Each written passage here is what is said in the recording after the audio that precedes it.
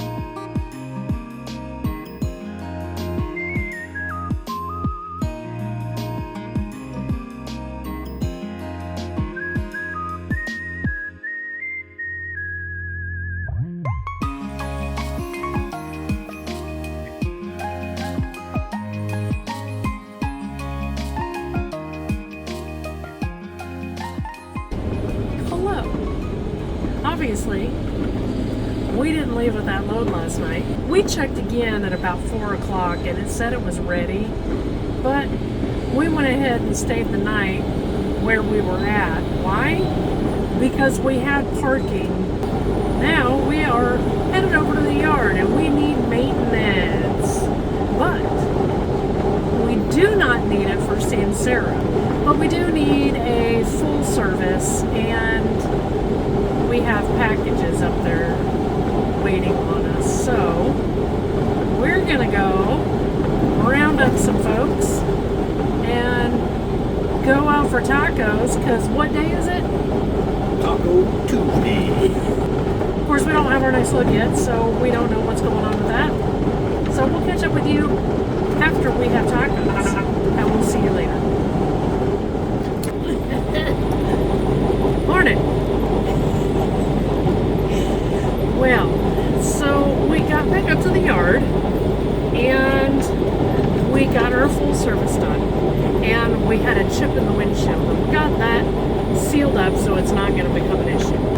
But we got to spend all of yesterday, Wednesday, at the yard, and let me tell you, it's one of the best days I've had in a very long time, thanks to the man here. got up in the morning, went and had breakfast with Rob, and then went to Walmart, did a little bit of grocery shopping where I think I broke Rob's brain. Not real sure. You'd have to ask him about that. But then we went down to Sioux City and bought the man some more cigars. Gotta keep the man happy. What is it we say? Happy spouse, happy house. You ever notice that sometimes we coordinate, we match, like you see his New Mexico t-shirt that he's got on there? Yeah, well, yeah, there's mine. Well, that's not the only thing that matches today, boys and girls. And we do have a lot of matching t-shirts. Because our shorts are almost the same color. Yeah, well, we have those too. Some would call us dorky. I call us happily married. Because after we got done buying cigars, well, first we went over and got the truck washed at one of the, what was that? The Starlight?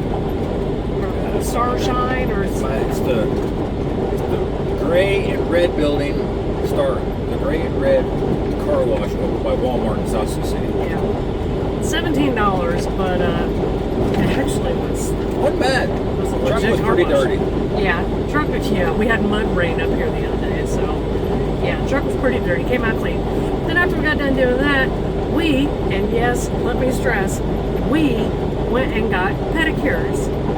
And I let somebody else pick out the color of my nail polish all the time because I don't really care. I like color because he was with me. I said, he gets to pick my color.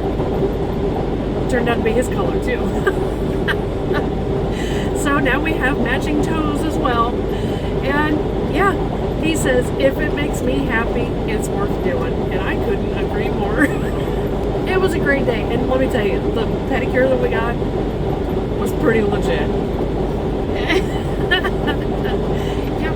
Foot massage, leg massage, exfoliation and moisturization, nice. And yeah, hot towels, hot rocks. It was nice. So yeah, it was a good day. Came back and according to my new Fitbit anyway, I had an excellent night's sleep last night. So, it's great. But in between all of that, we did get our next load. And I am not fully aware of all the details. Can you fill this in, please? Picked up a Bodie's load there at the yard. Delivered, which is today's Thursday. Delivers tomorrow morning in Madison, Wisconsin. I can't remember the name of the place we're going. I don't remember either.